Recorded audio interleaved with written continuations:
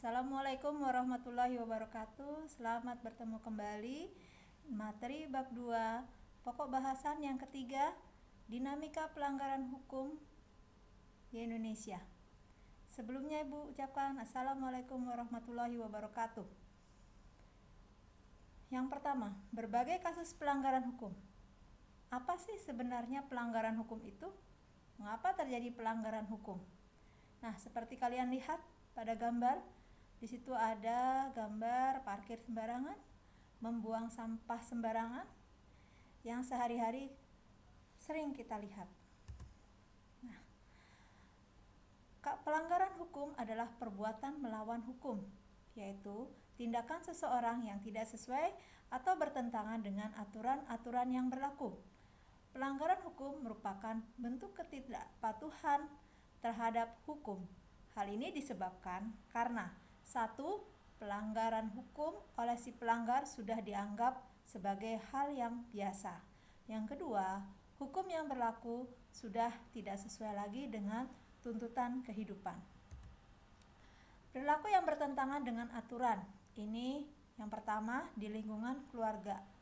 Contohnya, mengabaikan perintah orang tua, mengganggu kakak atau adik yang sedang belajar, beribadah tidak tepat pada waktunya, menonton TV sampai larut malam, dan bangun kesiangan. Nah, ini mungkin di antara bentuk pelanggaran ini kalian pernah melakukan ya. Yang kedua, dalam lingkungan sekolah. Nah, ini yang pertama seperti menyontek ketika ulangan, datang terlambat. 2. Bolos mengikuti pelajaran. 3. Tidak memperhatikan penjelasan oleh guru. Kemudian berpakaian tidak sesuai dengan aturan sekolah. Ini banyak sekali, padahal kalian sudah tahu tata tertib di sekolah, tapi tetap saja. Dan ini dianggap hal yang biasa.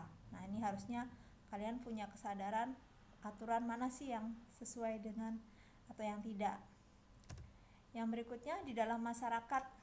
Nah, diantaranya mangkir dari tugas ronda malam yang sudah dijadwalkan. Kedua, tidak mengikuti kerja bakti tanpa alasan yang jelas. 3. Main hakim sendiri. 4. Mengkonsumsi obat-obat terlarang. 5. Melakukan tindak diskriminatif, melakukan perjudian, serta membuang sampah sembarangan.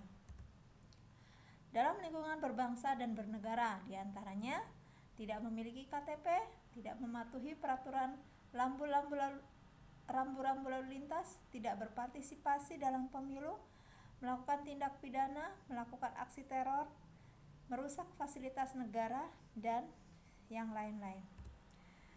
Nah, dalam kehidupan bermasyarakat, tentunya supaya teratur, maka harus ada sanksi. Dan norma yang ada di masyarakat itu diantaranya yang kita ketahui ada norma agama, norma kesusilaan, norma kesopanan, dan norma hukum. Norma agama, ini norma yang bersumber dari Tuhan Yang Maha Esa.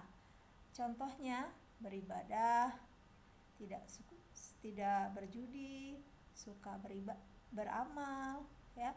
Sanksinya ini tidak langsung karena akan diperoleh oleh manusia setelah meninggal dunia, berupa sanksinya yaitu pahala atau dosa. Yang kedua, kesusilaan. Nah, norma kesusilaan ini adalah pedoman pergaulan hidup yang bersumber dari hati nurani manusia tentang baik buruknya suatu perbuatan. Contoh, berlaku jujur, menghargai orang lain. Nah, sanksi terhadap norma kesusilaan ini tidak tegas karena hanya dirinya sendiri yang merasakan. Misalkan dia akan merasa bersalah, menyesal, atau malu, dan sebagainya. Yang ketiga, norma kesopanan adalah pedoman hidup yang timbul dari hasil pergaulan manusia dalam masyarakat. Contohnya, menghormati orang yang lebih tua, tidak berkata kasar, kemudian menerima sesuatu dengan tangan kanan. Sanksinya ini tidak tegas tetapi dapat diberikan oleh masyarakat dalam bentuk cemooh, celaan, atau dikucilkan dari pergaulan. Dan yang keempat, ini adalah norma hukum. Norma yang paling tertinggi sanksinya, yaitu pedoman hidup yang dibuat oleh badan yang berwenang bertujuan untuk mengatur manusia dalam kehidupan berbangsa dan bernegara. Nah, norma hukum ini berisi perintah dan larangan. Contoh norma hukum misalkan harus tertib sesuai dengan aturan yang berlaku. Sanksinya adalah bersifat tegas dan nyata serta mengikat dan memaksa bagi setiap orang tanpa kecuali. Tegas artinya aturan yang telah dibuat secara material telah diatur dalam peraturan perundang-undangan. Misalnya, hukum pidana mengenai sanksi diatur dalam pasal 10 KUHP yang mencakup ada hukuman pokok terdiri dari hukuman mati dan hukuman penjara. Yang kedua, hukuman tambahan yang terdiri dari pencabutan hak tertentu, perampasan atau penyitaan barang tertentu, dan pengumuman putusan hakim. Nyata ini berarti aturan yang secara material telah ditetapkan kadar hukumnya berdasarkan perbuatan yang dilanggarnya. Contoh pasal 338 KUHP menyebutkan barang siapa sengaja merampas nyawa orang lain diancam karena pembunuhan dengan pidana penjara paling lama 15 tahun. Nah, bagaimanakah bentuk partisipasi dalam perlindungan dan penegakan hukum? Bisa dilaksanakan yaitu dengan cara taat atau patuh terhadap hukum yang berlaku, merupakan konsep nyata seseorang yang diwujudkan dalam perilaku. Kepatuhan hukum mengandung arti bahwa seseorang memiliki kesadaran untuk yang pertama, memahami dan menggunakan peraturan perundang-undangan yang berlaku. Dua, mempertahankan tertib hukum yang ada dan menegakkan kepastian hukum. Nah, apa sih ciri-ciri orang yang berperilaku sesuai dengan hukum yang berlaku? Ya, yang pertama adalah dia mampu menciptakan keselarasan dalam hidupnya, dia bisa mencerminkan sikap sadar hukum. 3. Cerminan kepatuhan terhadap hukum. Kemudian yang keempat, disenangi oleh masyarakat pada umumnya.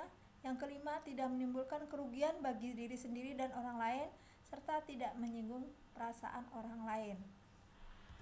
Nah, perilaku yang mencerminkan sikap hukum harus ditampilkan dalam kehidupan sehari-hari, baik di lingkungan keluarga seperti patuh kepada perintah orang tua, beribadah tepat waktu, menghormati anggota keluarga yang lain, melaksanakan aturan yang telah disepakati oleh keluarga.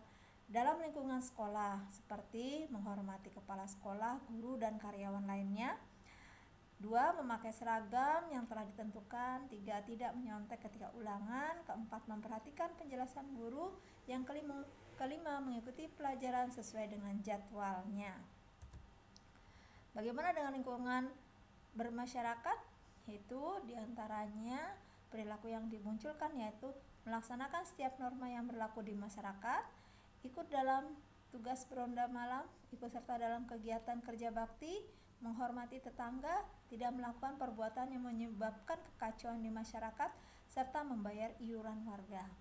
Di lingkungan bangsa dan negara yaitu bersikap tertib ketika berlalu lintas di jalan raya, memiliki KTP, memiliki SIM bagi mereka yang sudah wajib memiliki KTP dan SIM. Yang keempat, ikut serta dalam kegiatan pemilihan umum ya, yang sebentar lagi di daerah ada pilkada serentak. Kemudian membayar pajak, membayar retribusi parkir ya. Nah, demikianlah penjelasan dari saya. Akhir dari bab 2 saya ucapkan sekian dan terima kasih. Tetap semangat dan sukses untuk kalian. Wabillahi taufiq wal hidayah. Assalamualaikum warahmatullahi wabarakatuh.